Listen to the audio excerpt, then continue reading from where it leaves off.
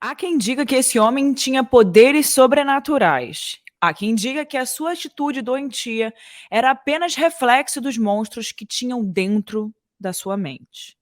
O Casos Reais de hoje vai trazer a história do maior psicopata brasileiro dos últimos anos e provavelmente você sabe muito bem de quem que eu estou falando.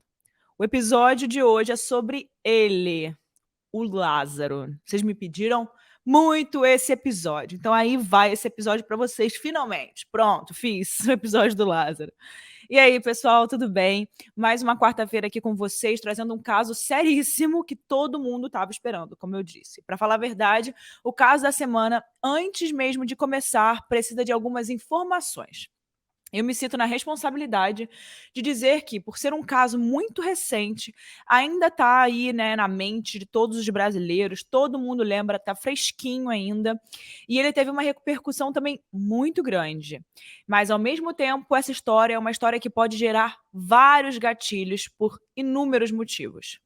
Não é um episódio fácil e é importante a gente falar sobre isso aqui, porque o nosso podcast tem a preocupação de trazer todas as informações com muito cuidado e muito respeito, principalmente com tantas vítimas e suas famílias que serão mencionadas aqui, né, hoje nesse episódio.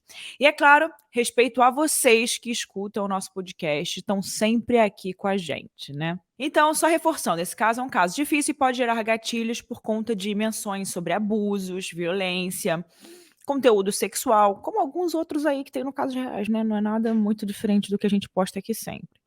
Mas antes da gente começar, eu vou deixar aqueles recados de quem já é fã do Casos Reais, já sabe sobre o que eu vou falar aqui hoje, mas que eu não posso deixar de fazer isso, tá? Vai lá no meu Instagram, @erica com K, Mirandas, com S no final, me marca que você está escutando aqui o podcast, que eu vou ver com mais facilidade vocês. Não deixe também de me mandar uma indicação de caso. Confesso que ultimamente estava de férias aí, então não estava olhando tanto o direct, mas agora eu vou voltar a ver.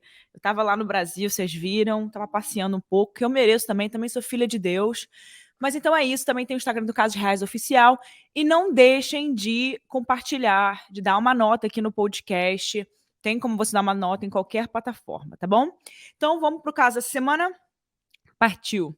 E esse é o caso do Lázaro Barbosa.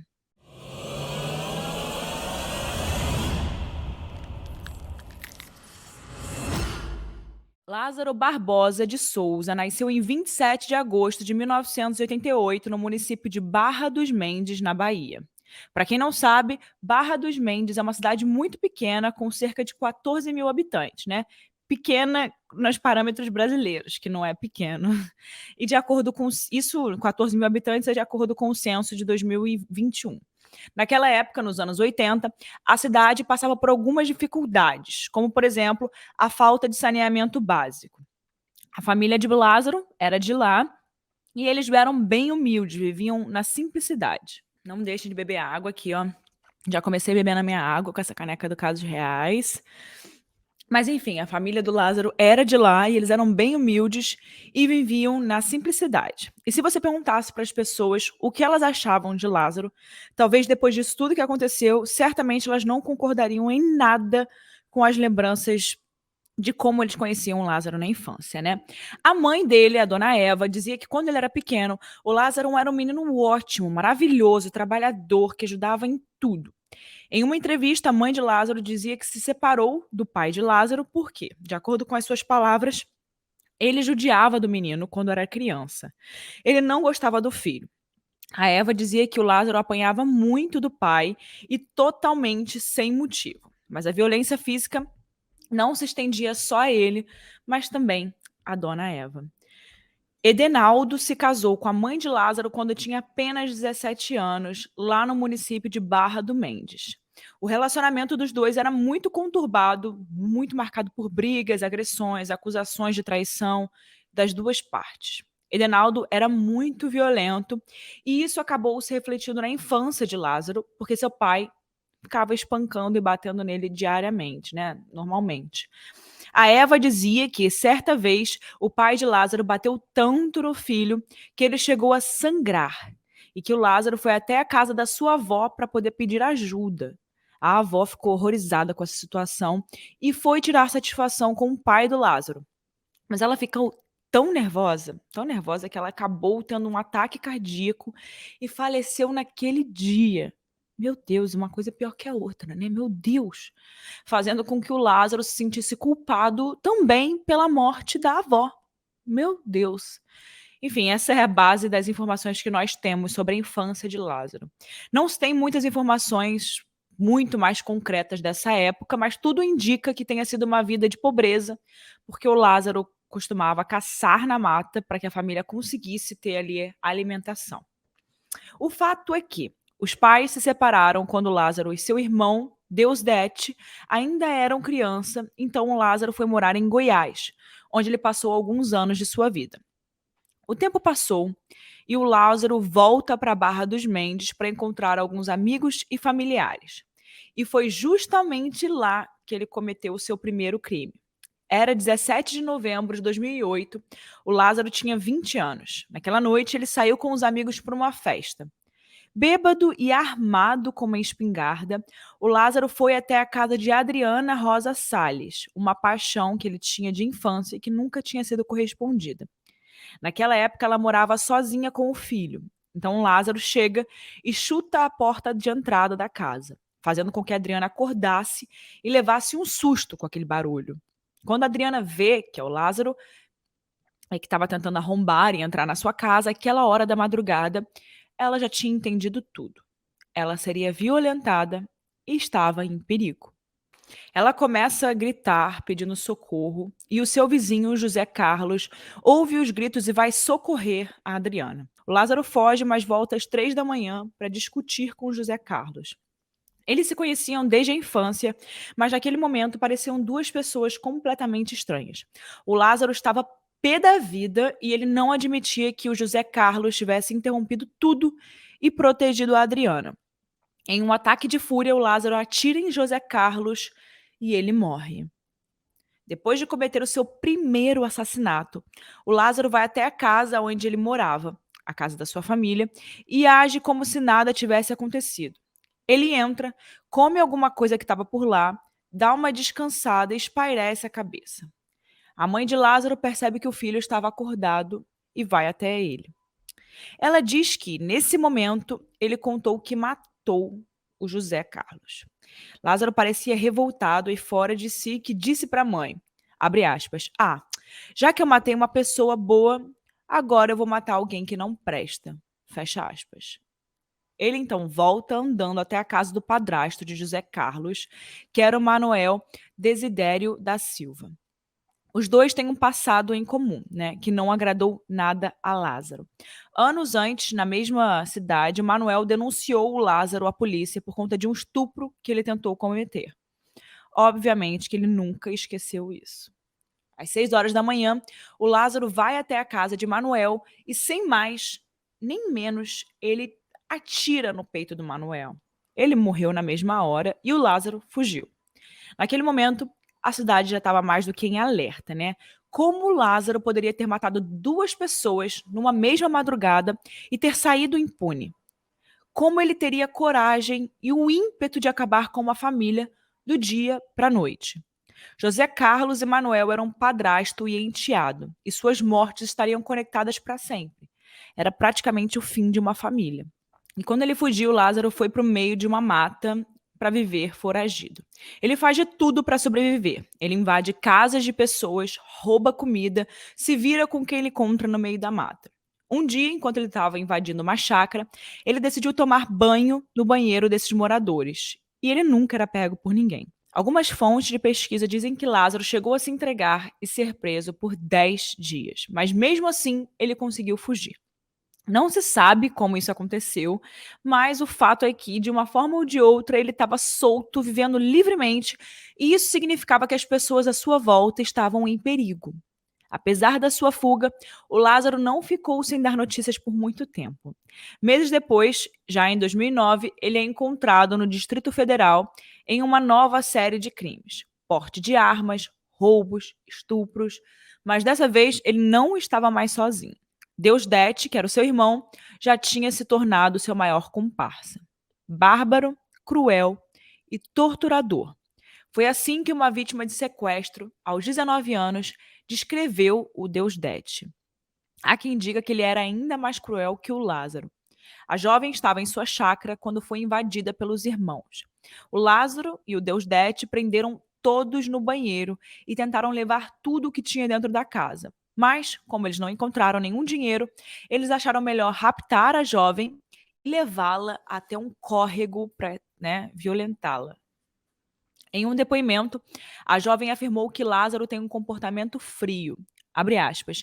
Frieza mesmo, bem meticuloso, ele é bem cruel, é um bárbaro e torturador. O negócio dele é dinheiro, celular, mas ele aproveita. Ele gosta muito de humilhar as vítimas. Tem um pouco da questão da psicopatia, que ele gosta de subjugar mulher e tirar moral. Fecha aspas. Depois desse episódio, ambos são perseguidos pela polícia e finalmente foram presos. Eles foram para o complexo penitenciário da Papuda, em Brasília. Até que em 2013, o Lázaro foi submetido a uma avaliação psicológica e no laudo médico, eles constataram ali algumas alterações mentais, como, por exemplo, ele ser impulsivo, ansioso, desequilibrado mentalmente e ter preocupações sexuais. Mas na época não foi divulgado o que seriam essas preocupações sexuais, nem o que isso significava. Mas isso era suficiente para que ele fosse considerado ali um psicopata. No ano seguinte, 2014, depois de ele ter atingido o período necessário para ter uma progressão de regime, preso, né? Além do atestado de bom comportamento carcerário, o Lázaro conseguiu a progressão ao regime de cumprimento de pena semi-aberto, ou seja, ele foi para semi-aberto. Mas, em 2016, 2 anos depois, ele aproveita a saída temporária de Páscoa para fugir novamente. Ele gostava de fugir, o negócio dele era fugir. Ele ficou 2 anos foragido, até que em 2018 ele foi recapturado no dia 7 de março e encaminhado para uma unidade prisional de Águas Lindas de Goiás. Mas adivinhem? No dia 23 de julho do mesmo ano, ele faz o quê? Foge mais uma vez, né? Por conta de uma tentativa de fuga que foi realizada em massa pelos detentos. Os detentos se organizaram para fugir e planejaram absolutamente tudo. Mas a polícia descobriu e conseguiu deter. Mas adivinha quem foi a única pessoa que conseguiu sair de lá e despistar a polícia? Não preciso nem responder, né, gente? Ele mesmo, né, o Lázaro. No dia 31 de julho, 8 dias depois, o Lázaro foi visto por policiais, mas ele subiu numa moto e saiu em alta velocidade, fugindo mais uma vez. Ele acaba caindo na estrada, mas troca 79 disparos com a polícia e corre para a mata, despistando todo mundo que estava atrás dele, e ele escapa novamente. 1 ano e meio depois, em 8 de abril de 2020, o Lázaro é visto em Santo Antônio do Descoberto, em Goiás, em uma chácara onde viviam 4 idosos. Ainda que o Lázaro tentasse invadir a chácara, né, sem dar na telha, sem fazer barulho, o cachorro que vivia na casa começou a latir. E, obviamente, o Lázaro matou o cachorro, gente, com facadas. Ele rende um dos idosos com o mesmo facão que matou o cachorro e entra na chácara, encontrando os outros 3 idosos. E então ele pega um machado e começa a espancar cada um deles sem mais nem menos, e sem dó nem piedade. Depois disso, ele rouba alguns objetos da casa e foge mais uma vez, sem deixar nenhuma pista para onde ele poderia ter ido. Os idosos sobreviveram, mas ficaram com sequelas por causa da gravidade do ferimento, né, gente? Depois disso, não se teve mais nenhuma informação oficial sobre Lázaro até o dia 26 de abril de 2021, dia em que ele teria invadido uma casa em Sol Nascente, no Distrito Federal. Haviam 2 homens, uma mulher e 4 crianças. 8 horas da noite, o Lázaro entra no terreno, mas ele não esperava que a casa estivesse tão cheia, como eu falei para vocês, né? Então ele atira nos 2 homens que logo morreram e que é o jeito mais fácil dele conseguir, né, acabar com a força da casa ali, entre aspas, porque são, né, pessoas mais fortes naturalmente. No dia 17 de maio de 2021, mais uma chácara é invadida. Armado com revólver e faca, o Lázaro rendeu e prendeu em um quarto todos os homens da casa. Obrigou as mulheres a ficarem nuas e a cozinhar para ele. As semanas seguintes também são marcadas por assaltos, tiros, violência, estupro, Até que no dia 9 de junho de 2021, o Lázaro comete o crime que o torna conhecido por todo o Brasil. O criminoso invadiu um sítio em Incra, na cidade de Ceilândia, no Distrito Federal, matando Cláudio Vidal, de 48 anos, e seus 2 filhos, Gustavo Marques Vidal, de 21 anos, e Carlos Eduardo Marques Vidal, de 15 anos. Todos são mortos por tiros e golpes de faca. Ao mesmo tempo, a esposa de Cláudio e mãe dos meninos, a Cleonice Marques, conseguiu falar com seu irmão e avisar o que estava acontecendo ali dentro. Mas, antes que ele chegasse com a polícia até o local, o Lázaro já tinha fugido e levado Cleonice como sua refém. Isso porque o irmão, que tinha 43 anos, chegou apenas 10 minutos da troca de mensagem e ligou para a polícia imediatamente. Mesmo assim, não deu tempo. As polícias militar, civil e federal, bombeiros, cães farejadores estavam na busca de Lázaro e Cleonice. Eles começaram uma força-tarefa na esperança de encontrar a Cleonice Marques viva. Mesmo foragido, o Lázaro continuava roubando casas da região, espalhando ainda mais o medo pelas pessoas. Ele chega a roubar um carro e botar fogo nesse carro. Então, no dia 12 de junho de 2021, o corpo de Cleonice foi encontrado com sinais de abuso sexual. Cerca de 8 quilômetros de distância da sua propriedade, no meio da mata. Ela levou um tiro na cabeça e o impacto da bala arrancou uma das orelhas. Mas o Lázaro continua foragido. É impressionante como ele já é mestre, né? Ele é profissional em fugir, em desaparecer, né? Até quando ele já estava preso, ele já estava conseguindo fugir dos policiais sempre e se escondendo a ponto de ninguém nunca encontrá-lo. Mais de 200 policiais formavam a base de busca por Lázaro. Todos estavam atrás dele e ainda assim ele invadia residências, fazia as pessoas de refém, recarregava a bateria do seu celular, gente. Olha isso. Deixa eu dar uma carguinha aqui, galera. Peraí. Deixa eu dar uma recarga aqui no celular. Enfim, ele chegou a tomar banho em uma das chácaras que ele invadiu e depois continuou a sua fuga pela mata de Cocalzinho de Goiás. No dia 15 de junho de 2021, o Lázaro faz de refém um casal e a filha deles. A menina manda mensagem para a polícia e eles chegam a tempo de surpreender o Lázaro. Muitos tiros são disparados, tanto do Lázaro quanto da polícia. Enfim, foi uma bagunça ali, foi tiroteio para tudo quanto era canto. E ele solta os reféns e mais uma vez conseguiu fugir para a mata. Ninguém sabia como ele conseguia fugir com tanta facilidade e se esconder no meio da mata dessa forma. Isso sempre acontecia e sempre era muito difícil de encontrá-lo.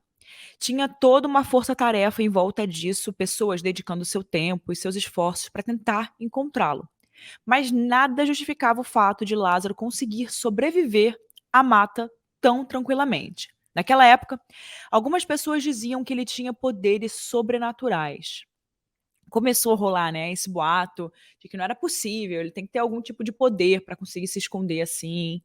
Enfim, gente, para mim é muito similar o primeiro caso daqui do podcast, né, o caso dos irmãos necrófilos de Nova Friburgo.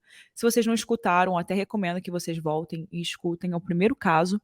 E me lembra muito, o Lázaro me lembra muito esse caso. Ele sabia se virar muito bem na mata. Então, assim, para ele a melhor coisa que podiam fazer era jogar ele na mata. Então não é poderes sobrenaturais. É só porque a gente não saberia se virar numa mata, né? A maioria das pessoas que estão ouvindo aqui não saberiam se virar numa mata. Então, a gente acha aquilo, uou, meu Deus. Mas ele já estava acostumado com isso. Ele cresceu ali. Mesma coisa dos irmãos necrófilos. Eles sabiam muito bem se virar na mata. Não é ter poderes sobrenaturais. Só sabe fazer. Bom, o fato é que, nesse ponto, nessa altura aí do campeonato, 250 policiais já estavam atrás dele. Agora a gente fala sobre as buscas pelo criminoso Lázaro Barbosa, que continuam. E enquanto o caso não chega a um desfecho, aumenta o nervosismo de quem mora na região. Nessa quarta-feira, um fazendeiro chegou a disparar contra uma pessoa não identificada que teria tentado entrar em sua propriedade. Infelizmente continua. Eu não vejo a hora de prender esse cara, principalmente para parar com esse circo que a gente tem visto aí em várias partes do Brasil, em várias emissoras também. Eram 250 pessoas em busca de, uma pessoa. O advogado de Lázaro, que foi contratado pela mãe, colocou créditos no celular dele para que ele continuasse entrando em contato. O advogado queria que ele aceitasse uma negociação com a polícia e acabasse logo com todas aquelas buscas. O Lázaro já estava cansado de fugir, mas ele preferiria morrer do que se entregar. Até que um dia, o Lázaro estava ferido e decide ir até a casa da sua ex-sogra, a Isabel Evangelista, para pedir ajuda. Era o dia 28 de junho de 2021, alguns dias depois da sua última aparição. Claramente, ele estava sem recursos mais para ficar se escondendo. Mas a casa, em Águas Lindas de Goiás, estava no radar da polícia, claro, né? Os policiais partiram para casa e houve mais uma troca de tiros, onde 38 deles foram desferidos contra Lázaro no meio desse confronto.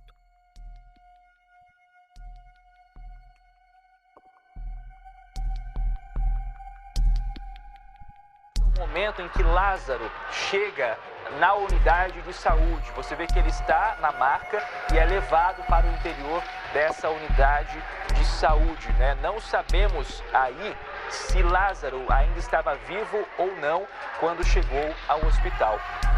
Fontes dizem que não, Pedro. E finalmente chegava ao fim a história do maior psicopata brasileiro. Há quem diga que ele participava de uma seita de rituais satânicos. Há quem diga que ele era assassino de aluguel. O fato é, o Lázaro agia como jagunço e segurança, um executor de ordens. O governador de Goiás, Ronaldo Caiado, também falou na mesma linha. Ele não é um lobo solitário, tem uma quadrilha por trás, fecha aspas. Outro fato que reforçava essa teoria foi que eles encontraram dinheiro no bolso do Lázaro, cerca de R$ 4.400. Provavelmente, esse dinheiro seria utilizado para ele conseguir sair de Goiás, já que não tinha interesse na rede, né, que o acobertava, que ele fosse preso e entregasse a galera, né, os comparsas. Além de tudo isso, na sua mochila tinham remédios, alimentos e muita munição. O Lázaro também estava com a barba feita e usava um agasalho da Polícia Militar do Distrito Federal ali para se camuflar, né? Porque aí talvez ele passasse despercebido. Enfim, você acredita nessa teoria aí, que ele poderia não estar agindo sozinho, que tinha outras motivações por trás, teriam outras pessoas por trás? Ou você acha que ele é só realmente um psicopata brasileiro, um serial killer brasileiro? O que você acha? Mas você deve estar se perguntando, e a família do Lázaro? O que aconteceu com eles? A nossa roteirista Hannah foi atrás dessa informação e gravou aqui um áudio para vocês. Vamos escutar? E aí, ouvintes do Casos Reais, tudo bem? Aqui quem tá falando é a Hannah e hoje eu vou trazer para vocês algumas informações que a gente encontrou em relação à família do Lázaro. Bom, vamos começar pelo pai dele. O pai dele é casado há quase 2 décadas com a mesma mulher e ele também é pai de outros 3 filhos, um de 16, de 13 e outro de 1 ano de idade. Ele leva uma vida simples no município goiano de Girassol, em Goiás, e ele é aposentado por invalidez depois de ter sofrido um acidente cardiovascular, um AVC, e 2 infartos. Ele, todas as vezes que menciona Lázaro, chama o filho de monstro e diz ter vergonha da repercussão de todos os fatos. Bom, o irmão mais novo do Lázaro, aquele que era o super comparsa dele nos crimes, morreu há 6 anos durante um acerto de contas em Goiás. E ele também teria se envolvido em vários outros roubos e homicídios. A mãe do Lázaro, Eva, segundo os vizinhos, se mudou da cidade de onde ela morava um pouco antes da chacina de Ceilândia, por conta do envolvimento do filho com o crime.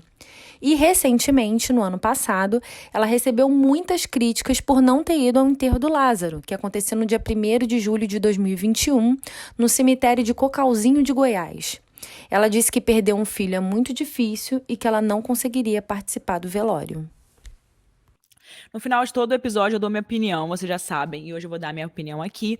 Eu não concordo 100% talvez que tinha alguém ali por trás, porque como eu disse pra vocês, o caso dos irmãos necrófilos eram eles sozinhos, eles realmente agiam sozinhos os dois. Claro que 2 pessoas era mais fácil do que uma, né? No caso dos irmãos necrófilos, eram 2. No início do Lázaro também, né? Tinha o irmão dele ali. Porém, eu acho que é bem possível que ele tenha agido sozinho, sim. talvez ele tinha ali alguém, mais uma pessoa no máximo, mas não acredito que a pessoa ficasse 100% com ele o tempo todo. Eu acho que ele agia sozinho, sim. Podia ter outras motivações que não fossem, né, só psicopatia, que fosse por dinheiro, por alguma outra coisa. Porém, eu não acho que ele tinha outras pessoas que ajudavam ele a fazer as coisas. Eu acho que ele sabia muito bem se virar na mata, sabia muito bem sobreviver ali e ele era um expert nisso, tá? Essa é a minha opinião. Ele era um expert nisso, ele era frio. Todo mundo que relata que passou, né, pelas mãos dele relata que ele era frio na hora de agir com as vítimas. Então, assim, ele fazia isso bem, ele era como se ele fosse um profissional disso, né, gente? É horrível falar dessa forma, mas é como se ele fosse um profissional nisso. Enfim, vocês lembram dessa época? Não tem muito o que dar minha opinião. Eu acho que, inclusive, achei que a polícia fez um ótimo trabalho. Foi demorado, foi demoradinho ali, demorou um pouquinho, mas assim, a força-tarefa foi muito grande, foi muito legal, foi muito bem feita por eles. Eu lembro do dia que todo mundo conseguiu, né, que ele foi pego e todo mundo ficou naquele ufa, até que enfim, né, finalmente o Lázaro foi pego, porque ninguém mais aguentava aquela agonia de ligar a TV todo dia, de ver os jornais todo dia, e o Lázaro ainda tá por aí, né? Eu fico imaginando quem morava, né, quem mora naquelas redondezas, naquela região. Me contem se você tá aí escutando casos reais e você mora muito perto de onde tudo isso aconteceu, como foi? Cara, eu vou adorar trazer aqui colocar no próximo episódio, né, alguém que me mandou o áudio, que falou como é que foi naquela região, naquela época. Eu ia adorar ver isso, gente. Por favor, me mandem. Nós deixamos aqui nosso sentimento às famílias que sofreram nas mãos do Lázaro e sentimos muito por todas as vítimas que a gente falou aqui. Eu queria saber de vocês, ouvintes aí do Casos Reais, o que vocês acharam desse episódio. Comenta lá nos stories, também tem aqui embaixo, você consegue responder aqui embaixo, que eu quero muito saber da sua opinião. E te vejo na próxima semana com mais um caso.